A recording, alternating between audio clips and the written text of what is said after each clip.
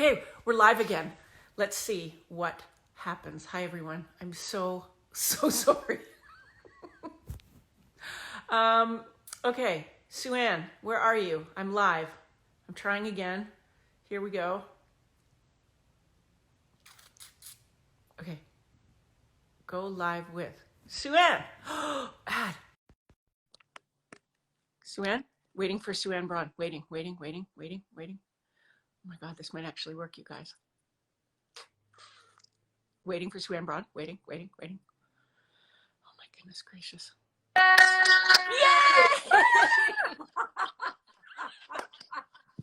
Oh my God. Oh my God. I was all set up with my computer and feeling like super chill, and now I'm like sweating and I'm on my phone and I hope it doesn't run out of power.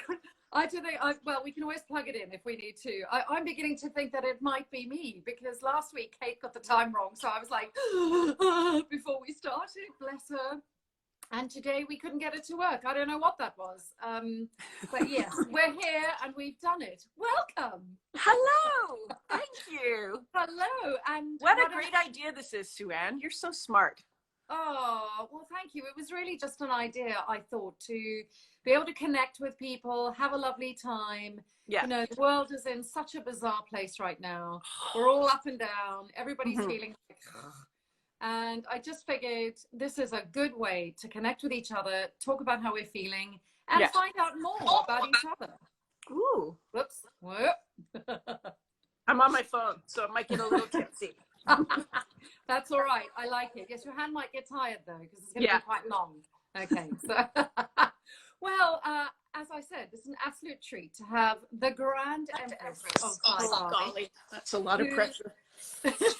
Who is not only an accomplished actress, but a director, a producer, a mother, a wife, a philanthropist, and in your own words, a goofball. Yes, most important one. Exactly. And I'm going to add to that and say, not only are you all those wonderful things, but you are also an outstanding convention companion and fellow wine drinker. Yes. I do miss those days. Oh, I do too. I'm currently not drinking at all, which I figure if I can survive lockdown and not drink, then there's pretty much hope for all of us. Good for you. So I'm just going to jump right on in, and we're just going to start. Golly. And do you need to set it up on a podium or something? Otherwise, your poor hand is going to get very small. No, I'll just keep switching. Okay, we can chat amongst ourselves.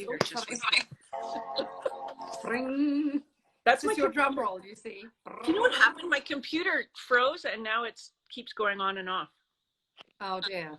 Uh-oh. It's the ghouls. Or the ghouls. The ghouls. So we're going to just start right away with a show that probably you are the most famous for, Stargate. And yeah, that little show, little show that could. You played Samantha Carter, Captain Samantha Carter, later Colonel, for 11 years. Is that right? 11 or 12 wow. years. Yes, it is. It is. Well, I mean, no, that is incredible. Yeah. And the show is now so firmly ensconced in everybody's hearts, and of course with repeats all over the world. People are watching it again and again and again and again. But I was just wondering if you could tell us a little bit about the audition process and how it came to you, how the job actually came to you. Oh yeah, I got the call like thousands of others to through my agent to audition. I auditioned in Toronto. Yeah. And I'll never, like, it's really bizarre. I don't usually remember auditions, but I think because I loved this character so much that it stuck with me. But I did the audition. The casting director was great. She said, thanks so much. And I got out of the audition and I was feeling so like, anxious about it. And I kept thinking it's going to go to an American. Like that was it. It's going to go to an American. But I ended up walking like all the way up Yonge Street in Toronto from this audition because I just couldn't calm myself down. And then I didn't hear anything. Oh. And then suddenly I got this, it's between 3 of you, they're flying you to LA. Oh no, I had to send in like a demo reel of my work. Yeah. And then it was you're flying to LA. And then there was 3 of us. And then it was the audition, which I think a lot of people have heard the story, but they had all the Sam Carters, all the Daniel Jacksons, all the Teal'cs, and all the General Hammonds waiting together. in Wow. this room at MGM, and which was awkward because you're sizing up your competition. But we all went in once, and then they sent some people home. Said, if we call your name, thank you so much. If we don't, please stay. And you're like, please don't call my name. Please don't call my name. Oh my God, I know, that's awful. It was so weird. But Michael Shanks and Christopher Judge and I kind of gravitated towards each other. It's so weird. It was meant to be, I'm sure, but we just ended up kind of hanging out together and running lines, and I don't know, it was super weird. It was this huge waiting room area, and the three of us kind of gravitated towards each other. And then Michael actually waited, because I was the very last person to go in the second round, and he waited for me, and we took a cab back to the hotel together, and we stood in the lobby of the hotel, and he said, okay, well, that was fun. And I was like, hopefully see you on set. Gave each other a hug and walked away. But the audition inside the room was really interesting, because we were up on stage, and it was with Rick. Isn't that weird, that stage thing that they do for people watching? This is a weird thing that you get taken in to network, where a bunch of usually men are sitting in a room which is sort of dressed like a theater, and there's this funny little platform like a sort of student theater, and you have to perform a television script but on a stage. It's and ours was like a full stage, like they were down below in the audience. It was bizarre. And then for the first round there was people from MGM, I guess, and then Showtime executives came afterwards for the second round. But I kind of joked around with Rick. And the one thing that happened to me in the audition, and I will forever love Brad Wright for this, is he and Jonathan Glasner came out in between the two sets of auditions, and they pulled me aside. We sort of went outside, and he said, look, you're doing great. I love your work. I'm a big fan. It's like, and he said, what you do, the way you're joking around with Rick in between the actual scenes is fantastic. Throw some of that into the scene. And he said, I really want you to get this part. Wow. Yeah. What a great. I know. He was so, they've done. Yeah, he was so awesome. And and it just gave me this sort of renewed, okay, all right, I'm on the right track. This is good. Doing the right thing. Which sort of segues really nicely into my next question, which is that you had 3 male co-stars, a very heavily male-dominated set in the early days. Obviously, there was Terrell there, and eventually me for a week or so.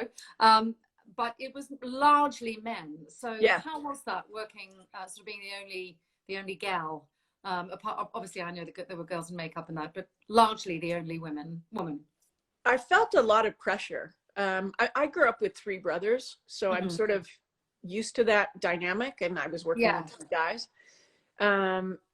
So I could sort of hold my own, but it was a real boys club. Stargate was known as being a real boys club kind of show. Yeah. And so I was always so happy when female guest stars came on. Yay, a girl, you're a girl. Yeah, but I don't know, it's also kind of a privileged position too, because the guys were very protective of me as well as teasing the hell out of me, but they were also really protective, which was lovely. Yeah. By the way, for everybody watching, if the comments are coming up over our faces, probably mine, you can just swipe down like that once, and then it'll just give you the bottom ones, and you can actually see. I discovered this in my research. I'm learning a lot about Instagram. So one of the amazing things about Sam Carter was that she is such a strong woman. And I think this is a real testament to you, that she was never shrill. She was never harsh. Yeah. You made her a fully formed, real woman that I think people instantly gravitated and connected with. And I wondered how much of that was on the page beforehand. Or is it all you? It's all me. It's all you. I mean, they wrote a beautifully well-rounded character. But I mean, I did have that line in the pilot, just because my reproductive organs are on the inside. Yes. Which I still gritted your teeth and said. So I think it was important to me that she not be a bitch. We had seen so many strong women on television, but they always ended up becoming bitches. Yeah. you know, and I didn't want that to happen to her. And I talked to the writers. I mean, you know, again, Brad Wright, I credit him with everything. Yeah. He listens, you know, and I just said, don't try to write a woman, right? As if you're just writing a human Exactly. or a guy, Exactly. and I'll just bring an inherent femininity to it. Yeah. But they wrote it beautifully. I mean, they really did. And Oh. I was just very aware that I didn't want to become the bitch. Yeah.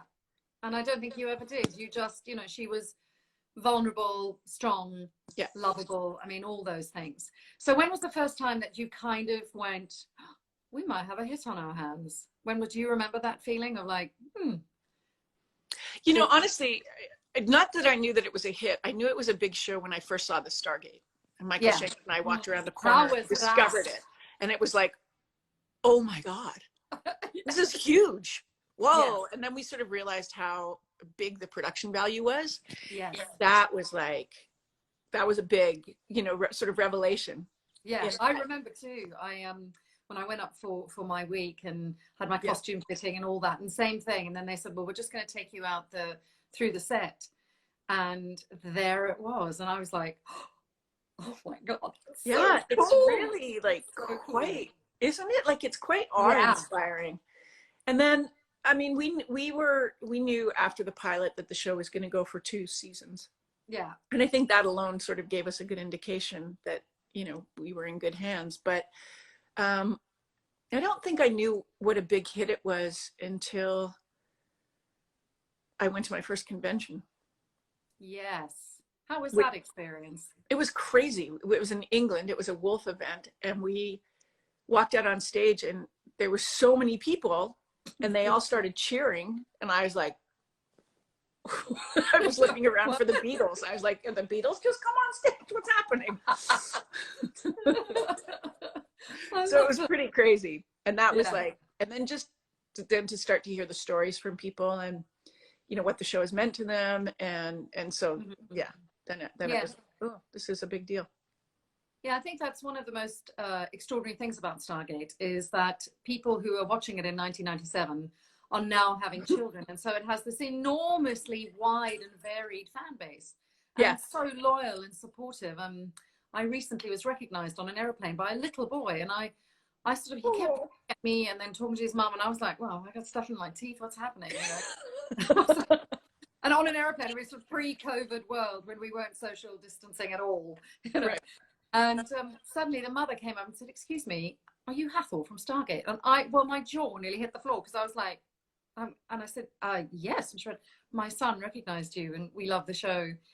And because I was like, but he's 11 or 10, what? And of course, that was it. They were having kids and introducing it. So a whole new generation is seeing it now. And I think that it never took itself seriously, Stargate, or too seriously. I mean, it had obviously lots of factual things in it. Yeah, but it also had a real sense of humor. And I think that that was in large part because of Rick. Because he refused to play the jarhead, as he called it. He just didn't want to be that military. So you could see it grow through the course of the seasons as Rick became more and more Rick. But yeah, I think that that's part of what made it kind of accessible too, is that we were fallible and we were a bit goofy at times. And I think that sense of fun, you know, it wasn't this really rigid sci-fi. It had a lot of science in it, which was wonderful. But it also, it had a good sense of humor. Yeah, and I think that's probably one of the things that's made it endure so long, you know, for as long as it has. So you're one of the sorry, you were going to say something. Go ahead. I was going to say you're one of the few people who got to be in all 3 series in SG-1, Atlantis, and Universe. And I'm not going to ask you which was your favorite because that's a bit like choosing your favorite children. But I wondered if you could share with us a sort of special moment from each of the series from the franchise. Oh my gosh, there's so many. I would go back to the pilot on Stargate and just our first day of filming, which we had to reshoot because it poured rain and it was so cold on the mountain that the rain became hail and it was pinging off our helmets. And it was the big escape scene from the prison. So we had all these background people running in the cold. It was just so nutty. Yeah. But it was one of those moments where I sort of looked at Michael and Chris and went, oh my God, this is huge. Like another one when Michael and I were running through the woods with our guns out, and we looked at each other and we just burst out laughing because we felt like little kids. Yeah. So yeah, but I mean, there's so many from Stargate. There's so many lovely moments. From Atlantis, it was shooting the episode Trio with Jewel State and David Hewlett.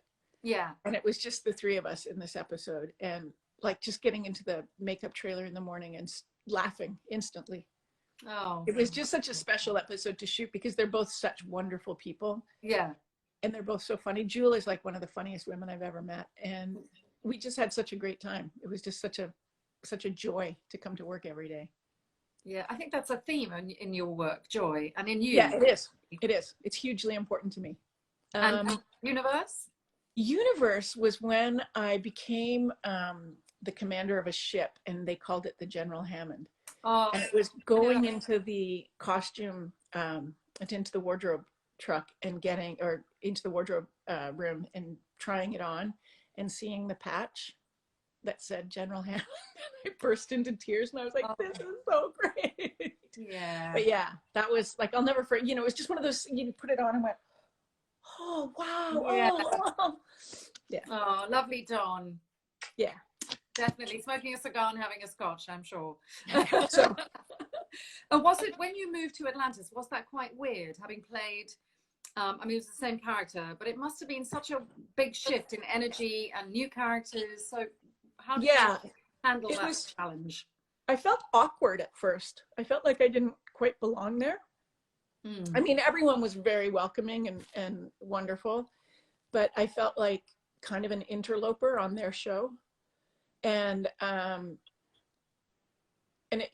it's like, I liken it to sleeping in your own bed or going to your aunt and uncle's house and sleeping in the guest room, where it's your aunt and uncle, so you feel pretty safe and it's fun, but you're not, it's still a bit awkward. I don't know. That didn't last long because everyone was so great, but I just remember at first feeling like, I'm not sure, should I be here? And do you think that Jack and Sam ended up together? I mean, like forever, ever after, happily? Yeah. Yay! You heard it here first, folks. What do you think they're doing right now? I think they did end up together, and I think it would be a very interesting relationship because he retired and she would keep working. Yeah. And so, they probably have some great weekends at the cabin, but she was in command of a ship now, so exactly, she couldn't retire. Yeah. And tell us about your final day on SG1. Like, do you have any really vivid memories from that? Yeah. It was so surreal to go in that day, and I think we were all really nervous about it and like sort of anticipating that it was going to be a day full of tears. And we ended up shooting really late, like to 3 a.m. or something. But what Rob Cooper directed the episode, and what he did, which was really smart, was he made the very last scene we shot, and the very last thing you ever see is us going through the gate. And he made that the very last, I want to cry now. I mean, you can see pictures from it. Christopher couldn't stop crying. I couldn't stop crying. Michael couldn't stop crying. Claudia and Ben were both kind of like, oh my God, like, understanding the magnitude of it. Yeah. But it was, and then when we were about to shoot it, all these people who had worked on the show over the course of the last decade came to the studio at like 3 a.m. and hung out and waited. And so when Rob Cooper yelled cut, there was like the whole decade-long Stargate family in the gate room, just bawling and clapping and hugging.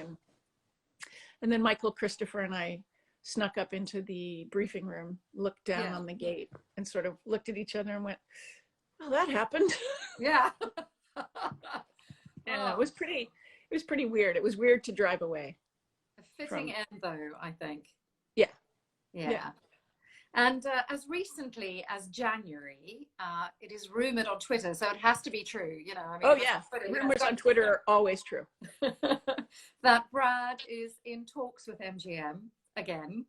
And I wondered what you would like to see for the franchise moving forward, and if you would like to be a part of it, in either in front or behind the camera. I would love to be a part of it, actually, in both capacities. Yeah. I'd love to be able to direct some, but I'd love for Sam Carter to make some appearance somewhere. I think it would be, you know, I think it would be great. It's really funny because at first when I heard like, oh, they might resurrect it, I was like, oh, come on, it's done. It's done. Yeah. But then I was like, wait a second. And it would be a new incarnation of it. You know, it would be the fourth in the franchise. Yeah. But what a great place to revisit. Like, absolutely. Why wouldn't I? You know, I think we and need to work with Brad again. What's that? I said, I think we need a showdown. Oh, yes. Yes. And so now we're going to move swiftly along to another incredibly strong, powerful woman that you played in Sanctuary, but completely different to Sam. Yeah. So tell us a little bit about Dr. Helen Magnus, for those who don't know, for those who've been living under a rock and don't know. Yeah, where you been? Exactly. Oh my gosh, I loved her. She was such an enigma to me. I loved her strength, and I loved being the two different versions of her, the younger Helen when we went into flashbacks, and then the present day. I loved her complexity. Damian Kindler wrote this as a spec script and then showed it to Martin Wood and I, and we all kind of went, ooh, this could be really interesting. Yeah. And what I loved about it was Helen. I mean, I was like, oh my God, I would kill to play this part. And it seemed like the right, you know, Sam Carter was so perfect for me at that time of my life. Yeah. And Helen was perfect for me, you know, 11 years later. Just a bit more gravitas and a bit more complex and a bit darker. Yeah. You know? And I became a mom. And so bang on perfect British accent too. Thank you, darling. Terribly. But I was like, girl, you're good. So you sort of answered my question, which was what drew you to the project, but it was her strength, and then oh yeah, an opportunity to do something like that. Yeah, and then the actors that we, you know, that we got to do the show with us, you know, just incredible. Like that, you know, to have Ryan Robbins and Chris Heyerdahl and Amelia Ullerup and then of course Agam and Robert Lawrenson, and I mean I could list everybody. Jonathan Young, who's amazing. Like, if you ever get the chance to see Jonathan Young on stage, run. I will walk. He's phenomenal. He's phenomenal. Yeah. And it was really groundbreaking as well, wasn't it? Because it started as a web series and then it got picked up. But you did the first season almost entirely with green screen and also red cameras. So tell us a little bit about that for people who aren't quite familiar with what that is and what that involves. Right. So the red camera had just come out, and it was a really kind of new digital platform. And we were the first TV show to shoot with it, which came with a whole host of problems because they didn't really have a support network or center. Yeah. So our DP, Dave Geddes, was on like forums online, going onto forums saying, hey, we're having this problem with the red camera. Has anyone dealt with this before? A bit like our broadcast this evening. Right? Exactly. And so he had to deal with that. But then the green screen aspect was just really kind of thrilling to be able to create anything. And then what we realized was like, the standing set of Helen's office was so beautiful. And we had an amazing art director and construction team. And so it was like, you know, we ended up doing less green screen in subsequent seasons than what we started with because, you know. And also, I think what's amazing about a green screen actually is that it gives you as an actor a chance to really, really be imaginative and imagine stuff, you know, like the play that we used to do as children. Yeah. Because you don't have anything. It is a tennis ball on a stick, you know. And right. And now you're terrified. Yeah. And all, like we did one where there was holograms all around us. This holographic city came up, and there's a little Right. like didgeridoo that went past, and all these things. It was like, it's not a didgeridoo. That's not the right word. Anyway, and just like, our VisFX producer saying, okay, now you flip these, do this, and it'll spin the little fan, and then that'll go floating off this way. And it was just like, to see the finished product from what we were standing in, which was 100% green screen with a couple of tables, was like amazing. Yeah, mind blowing, I bet. Yeah, yeah. And it was also kind of groundbreaking for you because it was a job that you were executive producer on. You directed it some episodes, and you were the star. Yeah. Now, I mean, that kind of blows my mind because I know you all three shared responsibility for the show. Yeah. But like, talk us through that. That must, I mean, did you enjoy it? Like, what was a typical day for you? Typical day is like up at 5 a.m. If I'm shooting, then it's get to work, go through hair and makeup, do the rehearsal, run up to the office, check emails, see if I needed to talk to, I was sort of the network liaison. Right. Check in with Martin and Damien. In breaks, I would go to editing. It was kind of just nonstop. There was always something. There was always something to be dealt with. And we each took a turn, with the final edit of episodes. So yes, it was like, I've never been busier. I was super happy, but I had a little girl at home, and so it was just like, really, it was an intense time.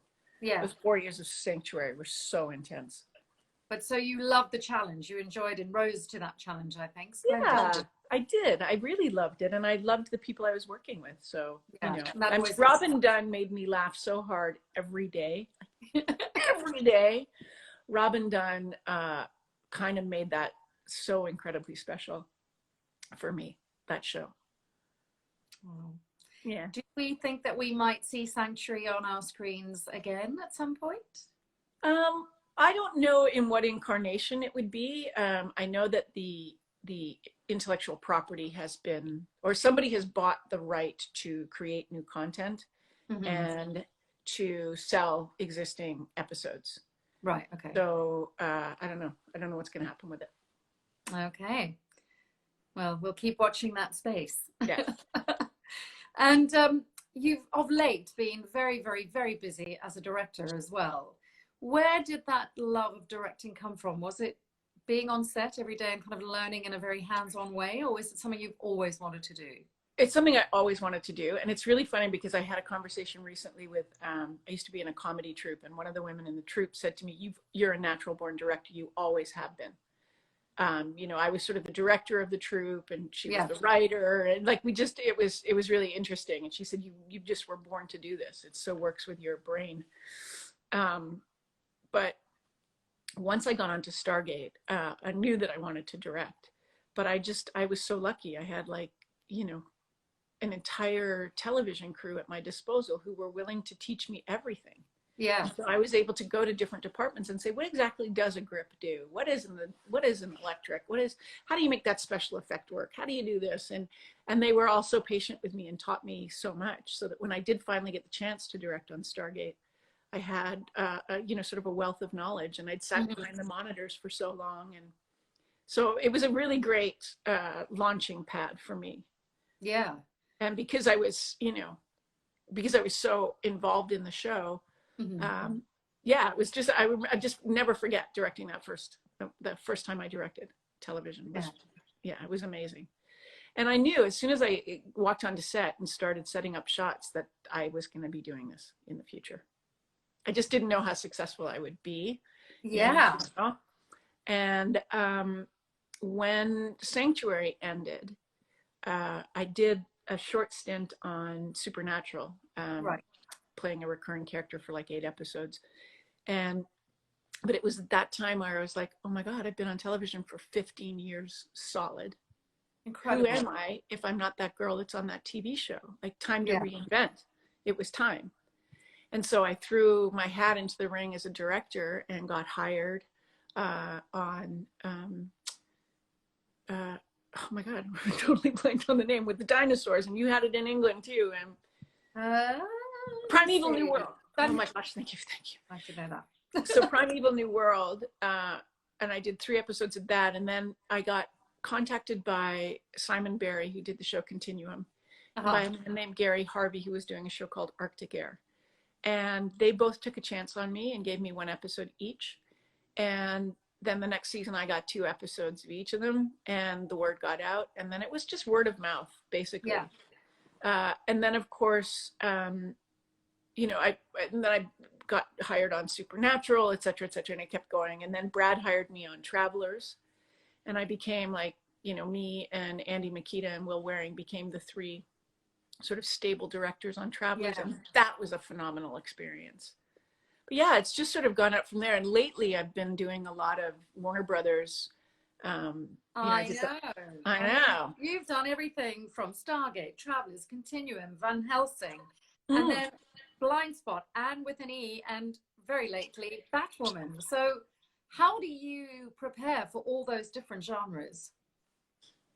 You watch it, a lot of the shows, you see how they're shot, you know, because I did The Flash just before I did Batwoman, and they're different shows. And prior to that, I did Sabrina, The Chilling Adventures of Sabrina, which is another completely different show. So it's just watching the shows and sort of figuring out the style of the show and the pace of the show. And then it's really just based on your script. And Anne with an E was like such a gift. I love that show so much. I love that show. Oh, it's so... Moira Walley-Beckett, who was the executive producer and showrunner and creator of this version of Anne with an E. She was on Breaking Bad, right? She was a producer writer on Breaking Bad. She won Emmys, Peabodys. I mean, the woman is one of my superheroes. Yeah. So I remember I was in Toronto directing Dark Matter, and I got asked to interview with Miranda de Pontier and Moira Walley-Beckett. And I was like, oh my God, okay. So I went and had this great interview with them and sort of, you know, crossed my fingers. And then I got hired, and I got hired to do the season finale in season 1. And then I did 2 episodes in season 2 and 2 episodes in season 3. And yeah, it was phenomenal. It's a great show. Sorry, I'm Mike. sad it ended. Somebody's trying to send an email to me. And I'm like, don't do that now. Don't do that now. Do you know you're busy? Exactly. I'm in the middle of something. Now, normally we allow the last 15 minutes for fans to ask questions, and I'm sure there are tons of questions. However, I think we started a bit later, so I'm going to quickly race through. Do you remember what time we started? Because Instagram will cut us off anyway after an hour. Oh, they will? Oh, dear. Okay. Yeah. I don't know what time we started. Anyone out there remember what time we started this last? I think it was about 10 past. So, okay. Let's quickly, I'm going to just say, I know that you've been nominated very recently for Anne with an E, and because of the COVID outbreak, they've had to rejig things. So we just, you know, everyone is sending you great luck and sincerely thank you. Hope, that's really crazy, Anne with an E, that nomination, because I'm nominated with a couple of women who have been my heroes for so long, Ann Wheeler and Helen Shaver. And Helen was like so supportive of me when I first started directing, because she was directing Poltergeist at the time. And Ann Wheeler is someone I've gone to when I've had, you know, issues or questions or when I need a boost. Ann Wheeler has been there for me. And so to be in the same category as those two was pretty amazing. Oh, well, keep us blown away.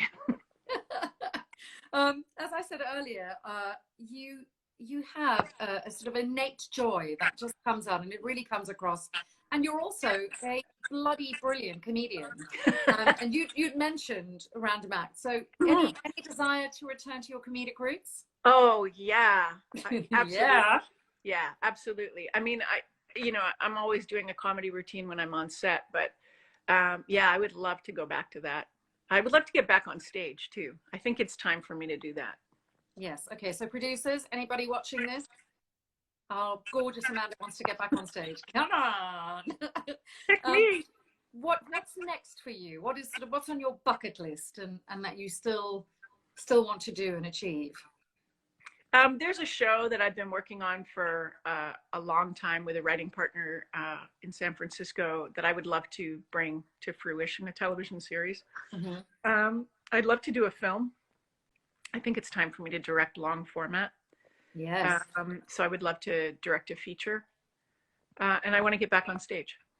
So brilliant. Well, let's make sure that those things happen. I love it. Let's make sure that those things happen. Now, just before we hand over to the fans, bear with me 1 second because I have to get this up.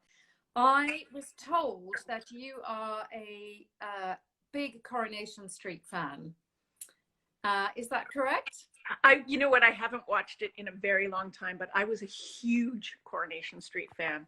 And when I came to do, I think it was the first AT event, the girls, the Gabbett 4, not all girls, there's a boy. Yes. They got me onto the Coronation Street set. We got a tour. Oh, amazing. Set, and I pulled a pint in the Rovers, and I just, like, I freaked out. I touched the cobbles. I was like, oh, God. Well, I have a little something for you. I'm going to have to try and do this in a better way. I hope you can see this and hear it. Let's get all the volume right up. And it's especially, bear with me, for you. So this is Daniel Bank here. You probably know me better as Billy Mayhew from Coronation Street.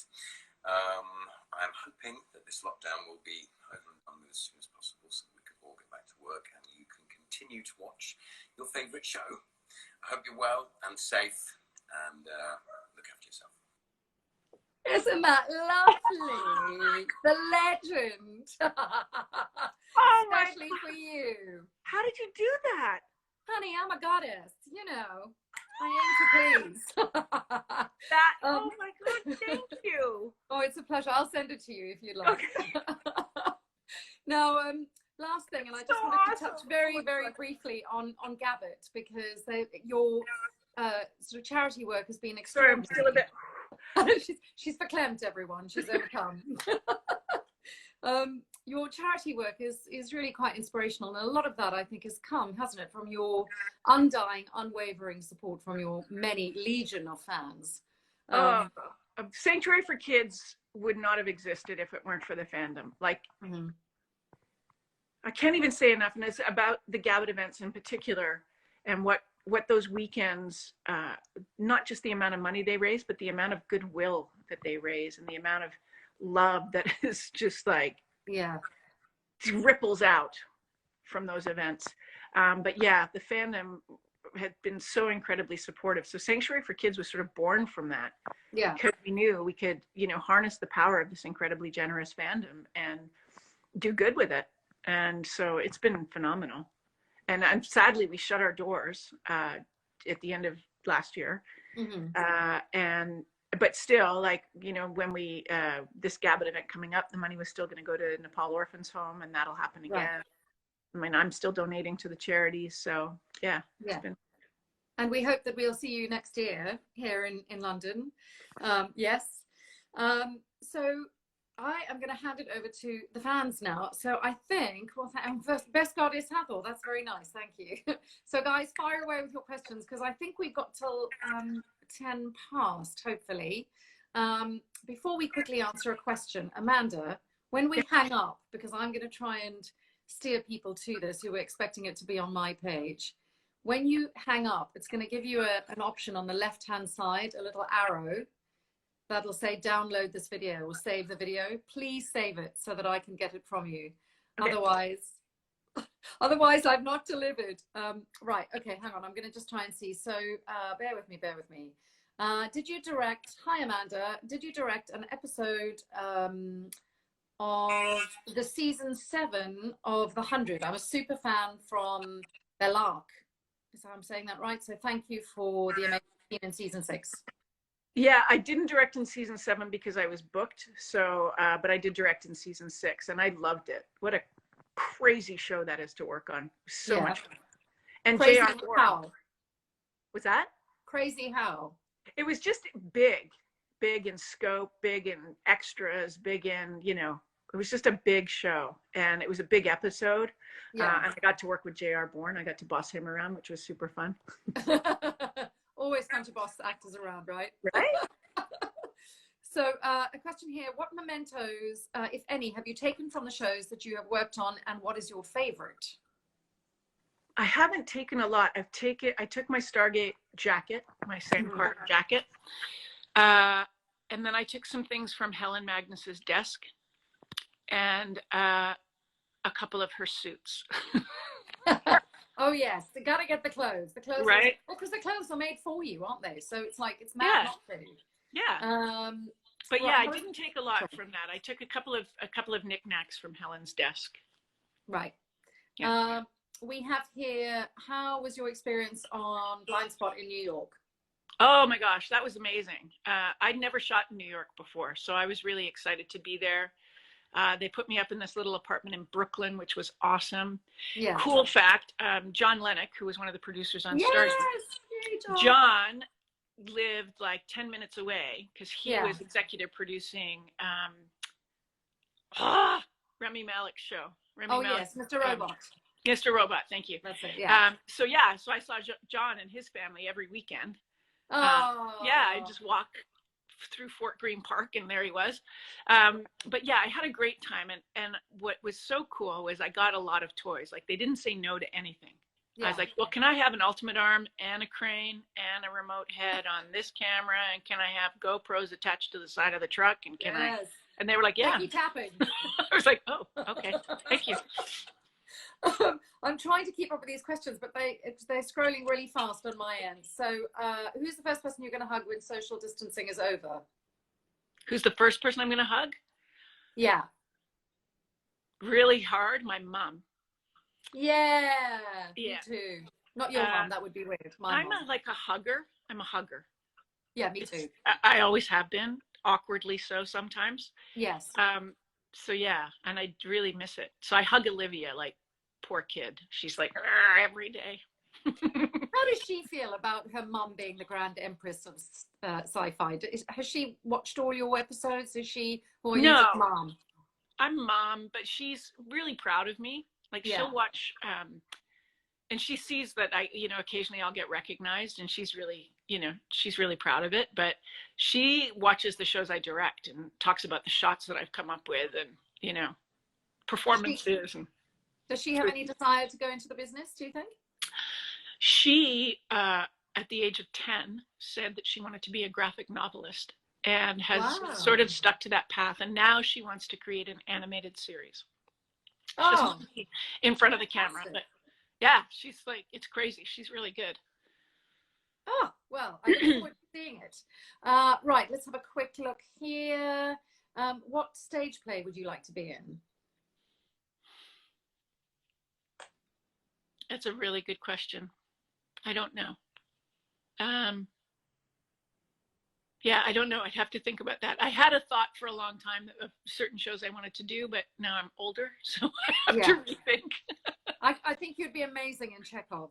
Any Chekhov. And I'd love to do Shakespeare again. I'd like to tread the boards and do some Shakespeare. Yeah, get the mouth around that. Somebody had a really good question here. Favorite episode of SG1. I don't know if you're willing to pick one. I mean, that's a lot in 11 years. Yeah, it's really hard. I mean, overall, I would say Heroes Part 1 and 2, just because of the story we told and the emotion of it and how it was shot. And it's just, I think that it's a great two-parter. It was really brought everyone out. So I would say that. I really enjoyed shooting Grace. Mm-hmm. Because I didn't have to put up with the boys. She's only kidding. I'm kidding. But Heroes overall, I would say. Oh, fantastic. Somebody's asked us, what's the best memory of us together? Like of us working together. I mean, that's gone past now, but it was something like. Oh, you and I? Yes, I think they mean you and I. Let me see if I can find it. Somebody wants to know what? Can you tell us what it is? Oh my God, I keep jumping up. Where you found the Fountain of Youth? Where? I'd like to know where. I would like to. My laughter is the fountain of youth. I know. I'm like, don't I have filters on the live? I know, right? Nobody needs to see right that. In here. Yes, it was. What is our favorite memory of us working together? Oh my gosh, you were such a sweetheart. I was so happy to have you there on the show. Thank you. Actually, my favorite memory is at that one convention. I can't even remember where we were, and you and I sat in my hotel room and just talked and talked. Germany. Talked and talked. Yes. Is it Germany? Oh my gosh. And you were telling me about that play in South Africa. Yes. And, oh, that was Which was so, that was oh, such, I'll never forget that night. That was just really me lovely. too. Yeah. It was really special. And I also remember very clearly being quite, you know, it's quite weird when you have to play somebody sexy and kind of like, and it doesn't come naturally to me. I'm always a bit like, Oh, totally. I hear you. I'm the same.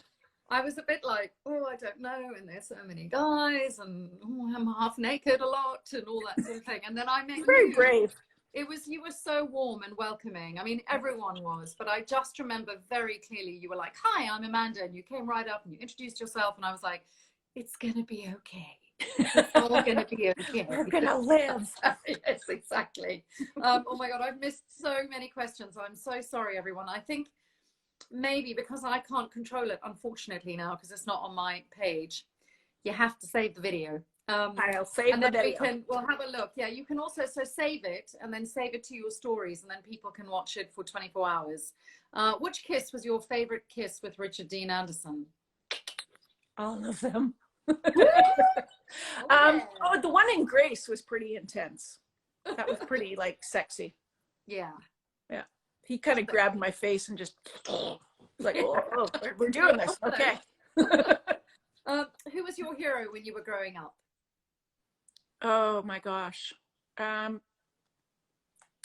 Well, in terms of actors, Maggie Smith from The Prime of Miss Jean Brodie was like, I loved that film. That's a good play for you. Yeah, it would be awesome, actually. I'd love to do that. My grandmother, my mom's mom, Bibi, because she was so strong. Yeah. And so tiny, tiny, tiny woman. She lived to be 103 and a half. Wow. Yeah, the half was really important to her, so she could outlive the queen mom. Like she wanted to beat her. My grandmother was she was born in 1901. She lived through 2 world wars. She immigrated to Canada at the age of 65. Like just crazy life that she lived. And she was just so funny and tough. And she had a huge crush on Richard Dean Anderson. Who did? She said, I don't understand your show, Mandy, but I like that Colonel fella.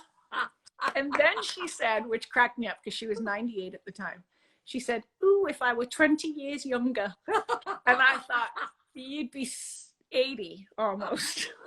You might want to be like, I don't know, 50 or 60 years younger.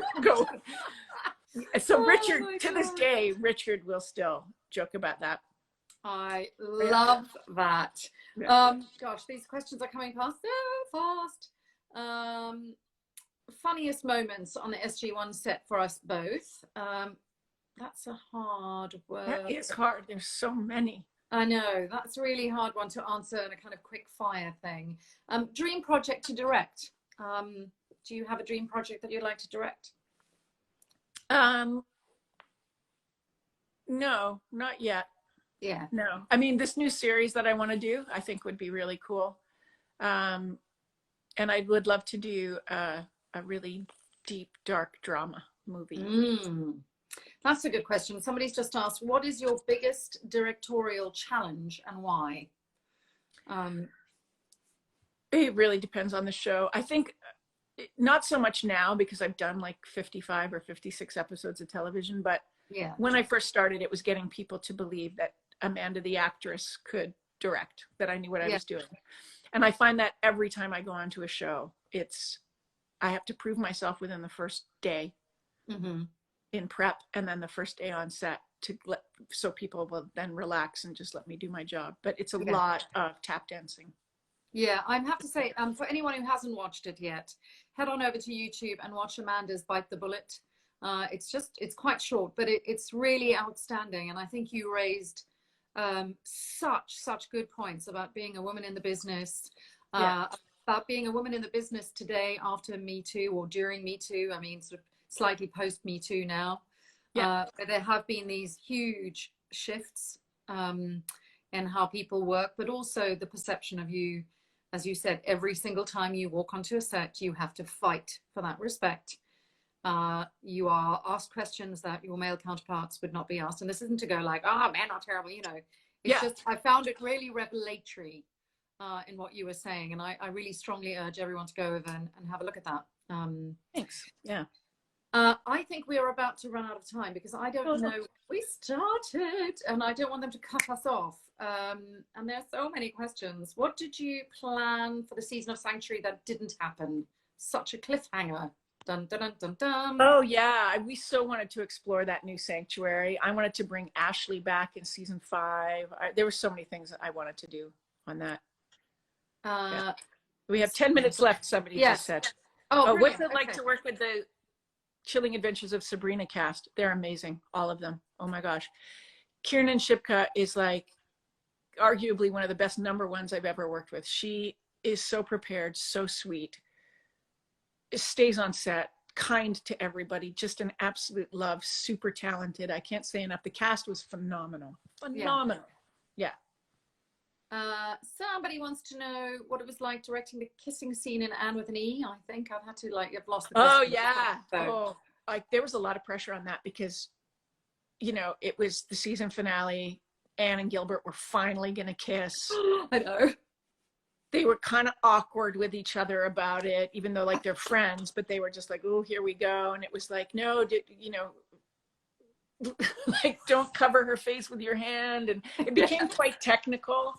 But they were just, And Myra was on set. Oh, there we go. You're back. Oh, sorry. It was so important to get that right. And I knew the enormity of it. And it was a huge day that day. And I was like, oh, I've got to give time for the kiss. I've got to give time for the kiss. Yeah. Yeah. Did you have as much fun punching Ball as it was fun to watch? Yes. I like punching Ball. I didn't like punching Cliff, but I liked punching Ball. Amanda didn't want to punch Cliff. No. Like, make that clear. Yeah, I loved it whenever I got to punch people. It's always fun. Oh, yeah. Punching is much more fun than the kissing, actually. Yeah. It's true.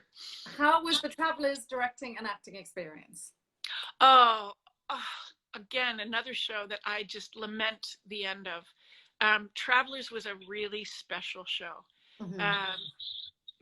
Because of Brad Wright, just getting to work with him. But I love that man. Just the cast and the crew, and it was just so, I thought the stories were interesting. It was really an interesting show to shoot. And then the acting on it, Brad said, hey, will do you want to do this part? And I was like, well, it's like just one episode, right? Yeah. And I was super nervous because I had been a director on the show and I wanted to do me as a director, not as an actor. And then I came in all made up and I quite enjoyed it. I had a great time because, I was working with a great actor, but then I read it and it's like, hey, wait a second. This is a cliffhanger and it looks like she coming back, Brad. Woo! So I had to film the scene where I died. Like I directed that episode. And that was hard, directing and acting. It had been a while since I did it. Lying on the floor dead in a pool of blood. And then, and then, wait, cut. Okay, how is that? It's like the one-man fringe show but with a really great crew. I think we've probably got one. I'm going to do one more question because I want to sound off properly without us rushing. And there was a good question there asking what it's like working with the kids in Anne with an E. And I think that is quite interesting because there are so many rules now working with children. I just did a film called The Princess Switch, which is a really Christmas film, and lots of children. So there's so many. It's very different. It's a different experience working with kids. How did you find that directing? It is. You have to be really careful. And the time, we were always looking like, how old is she now? Is she 15 yet? Is she, because then the rules change depending on what age the kids are. And remembering with Amy Beth, because she's so mature and she's so well spoken, she's quite an articulate young woman, trying to remember, especially in that first season, that she was a kid. She's 13, and just watching her grow up on the show and just being aware that like no matter how mature these kids seem, they're still kids. But one of my favorite scenes was with all the girls in the boarding house in the final season, in the final episode, and just them giggling and laughing and being girls. And it was, yeah, but you just have to be more aware when you're working with kids about how you say things, about keeping a respectful set, keeping it a little quieter because they're going to bring so much energy in. And yeah, but it's fun. On that note, a really huge thank you for taking time out of your day. Thank you.